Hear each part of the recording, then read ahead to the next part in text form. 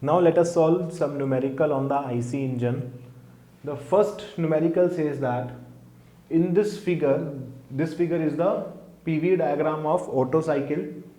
We have to show that T2 is equal to T4 and that is equal to under root of T3 T1 for maximum work done. If the work done or the net work produced by this cycle is maximum, then in that case this T2 is equal to T4 and that is equal to under root T3 T1. We have to prove it, right?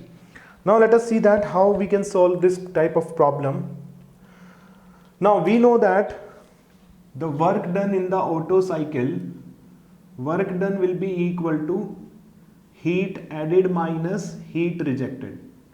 Heat added minus heat rejected. So from here you get the work done will be equal to what is heat added at constant volume. This will be equal to mCV into T3 minus T2. T3 minus T2. And what is heat rejected? This is at constant volume also, mCV into T4 minus T1. Right? This will be the work done. Right? Work done is heat added minus heat rejected. Now, in this equation, you have 4 temperature, T1, T2, T3, T4, all the 4 temperatures are there. So now let us discuss that how we can solve this. I am saying that this T1 is constant. The temperature T1 is constant. What is the temperature T1? T1 is the temperature of air at the inlet, right? When the suction is completed, when the suction process completed, then at that point when the just compression will start, when the piston is moving from top dead center to the bottom dead center, air is coming, air and fuel mixture is coming into the cylinder from the surrounding, right, at constant pressure. So when the piston is at bottom dead center, suction stroke will complete, and when piston is start from this bottom dead center to the top dead center, compression process started, and at that point when the piston is at bottom dead center, that temperature is T1, right? So that T1 temperature is the temperature of the surrounding, right? Because the air and fuel mixture is coming from the surrounding, so T1 is the temperature of the surrounding, and that temperature is constant, right? We cannot change the temperature T1, right? T1 temperature is the surrounding temperature, you cannot change. So because of this, T1 is a surrounding temperature. This T1 is surrounding temperature, right? So that's why I assume it as a constant. Now let us talk about temperature T2.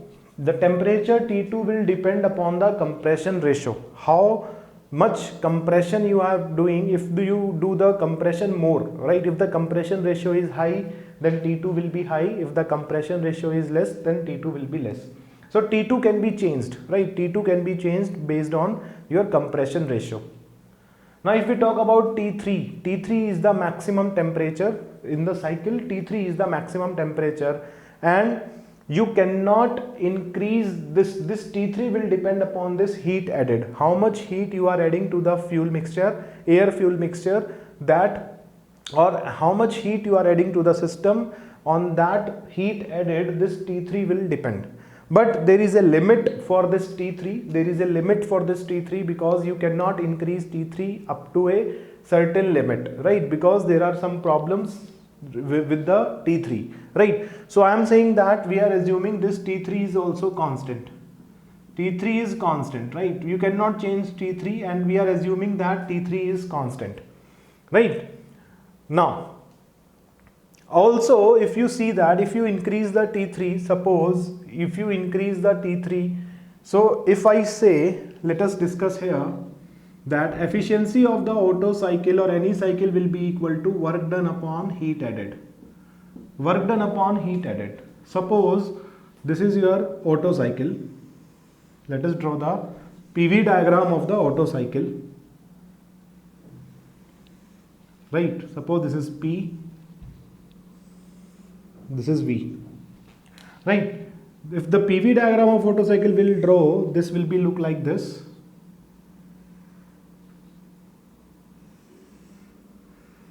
Right, this is the PV diagram of Otto cycle.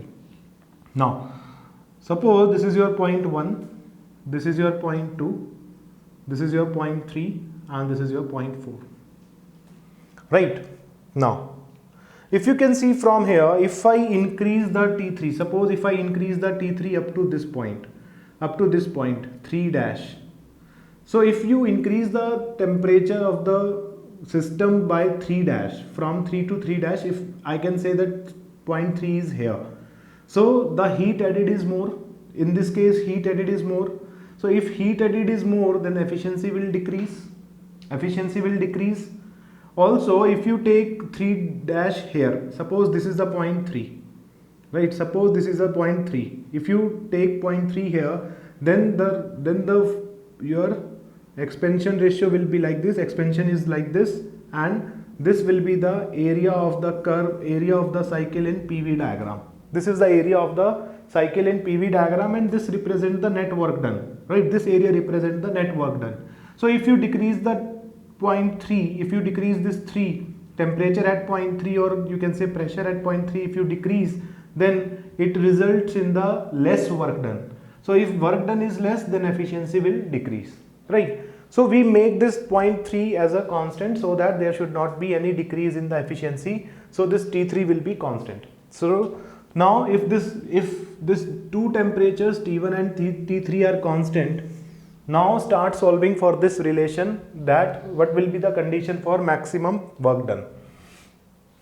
From the process 1 to 2, you know that T2 by T1 will be equal to V1 by V2 raised to power gamma minus 1. You know this, raised to power gamma minus 1. So from here you can write T2 will be equal to, what is V1 by V2? R, compression ratio raised to power gamma minus 1 into T1, right? You can write T2 will be equal to T1 into R raised to power gamma minus 1, right? Now from the process 3 to 4, you can write T4 by T3 will be equal to V3 by V4 raised to power gamma minus 1, raised to power gamma minus 1. And in place of V3, I can write V2. This is V2, and V4 is V1. This is V2 by V1.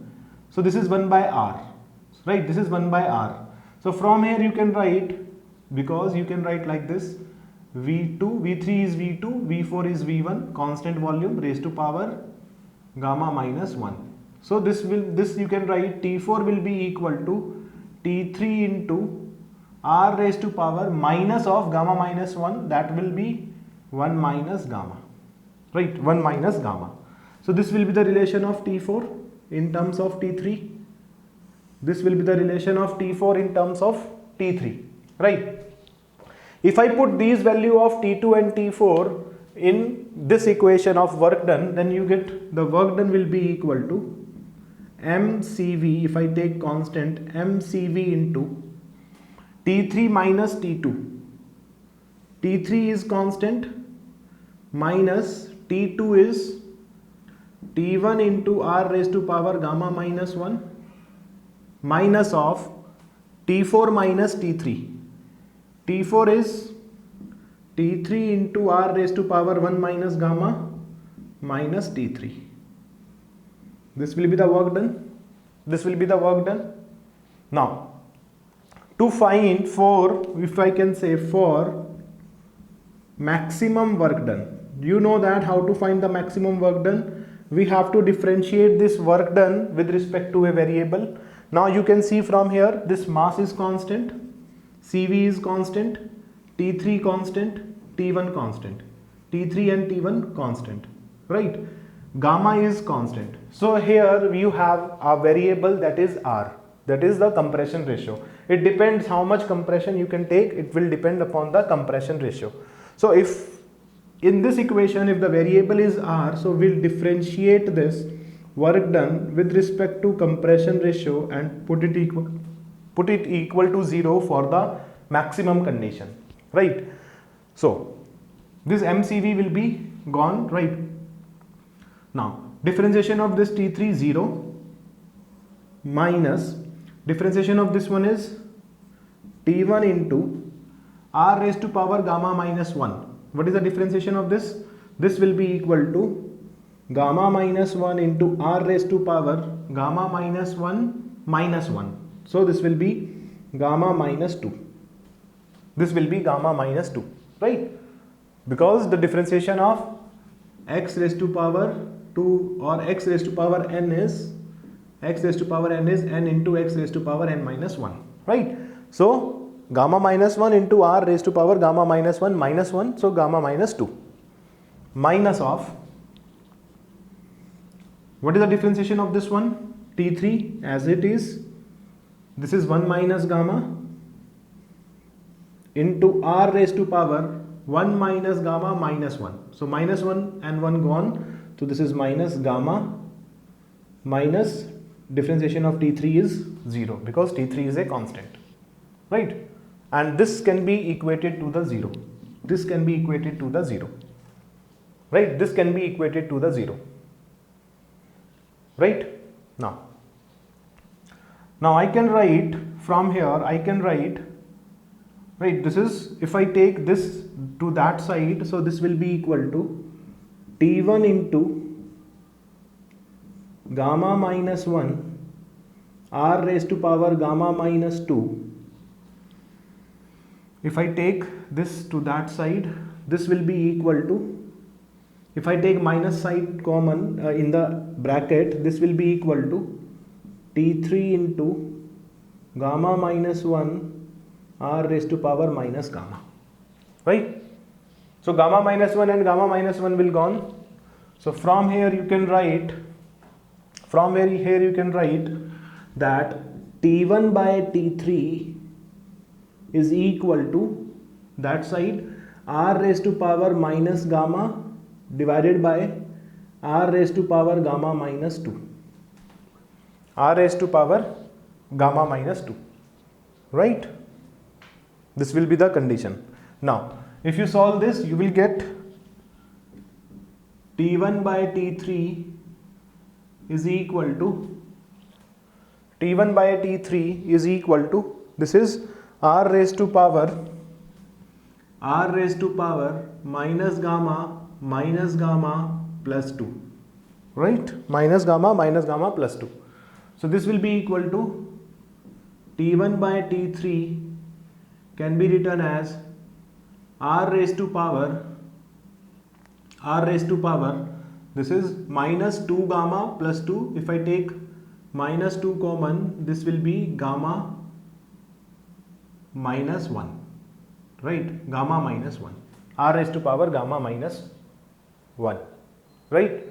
So this can, you can write, this can be equal to T1 by T3 is equal to r raised to power gamma minus 1, its whole square. You can write the, like this, right? Minus 2. Here you have minus 2, right?